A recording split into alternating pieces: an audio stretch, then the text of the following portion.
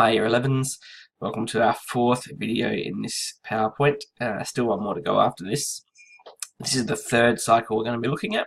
We've looked at the water cycle, we've looked at the carbon cycle, we've got nitrogen and phosphorus to go. We're looking at nitrogen now. Now in my opinion, nitrogen and phosphorus cycles are two of the most difficult of the cycles to actually get a grasp of. So this will be a bit more difficult than the last two. But again, it is important to follow through. A reminder, this is unit 4.5 of your textbook if you want some additional notes on the topic. So, nitrogen cycle. We start with nitrates. Nitrates are inorganic nitrogen compounds which are found in the soil, and they're usually found dissolved inside the water that's found in soil. That's allowing them to be absorbed by plants through the root system, through the root hairs, and turned into amino acids. Now, those amino acids are obviously going to be used to build up proteins. When a plant is eaten by an animal, the nitrogen in its body is turned into protein for the animal, and the animal uses the nitrogen as a protein in their body. When plants and animals die, the bacteria break down that protein, turn it back into ammonia, and ammonia this time is returned to the soil. Ammonia is also excreted in animal waste, so a lot of protein and nitrogen can be returned to the environment through animal waste.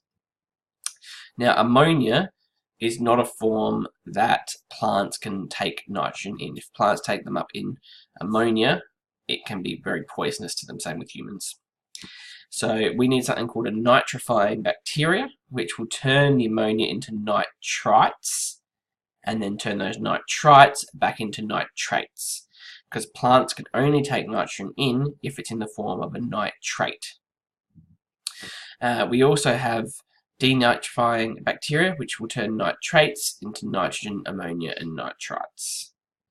Now, less nitrite in the soil lowers the ability for plants to grow. So, a lot of different terms there. We've got nitrites, nitrates, ammonia, nitrifying bacteria, and denitrifying bacteria.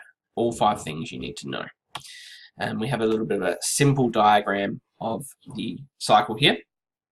So we'll start with, where are we going to start with this one? We'll start with nitrogen in the air. So we've got just atmospheric nitrogen, which plants can do nothing with. So in order for that to happen, we have nitrogen-fixing prokaryotes, which are going to turn that nitrogen into ammonia, which is NH3. Now, ammonia can be taken up by plants, which is not a good place to be. In fact, they can't be. You can see the arrow here. It's trying to be taken up by plants, but nope, returned back over here. Where nitrifying prokaryotes will convert ammonia into nitrites and then into nitrates, at which point the plants can absorb them via their roots because they're dissolved in the soil.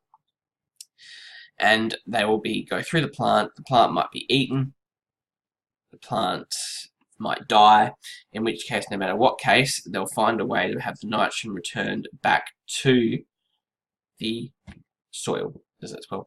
It might be excreted via waste. If it's excreted via waste, then it's going to be back in ammonia, back down here.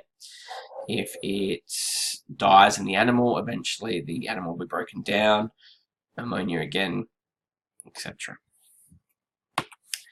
How have humans interfered with the nitrogen cycle? Well, the main one is actually with fertilizers and soil. So we use nitrogen-based fertilizers. Those nitrogen-based fertilizers run into streams and waterways. That's increasing the amount of nitrogen in the nitrogen cycle. We burn fossil fuels, and we use those fuels in combustion engines, which causes further nitrogen to be released into the air, increasing the concentration of nitrogen in the air. And again, we also use a lot of agricultural activities which involve nitrogen-fixing crops. So we're going to turn them into nitrates, nitrites, etc. So we impact the nitrogen cycle in quite a big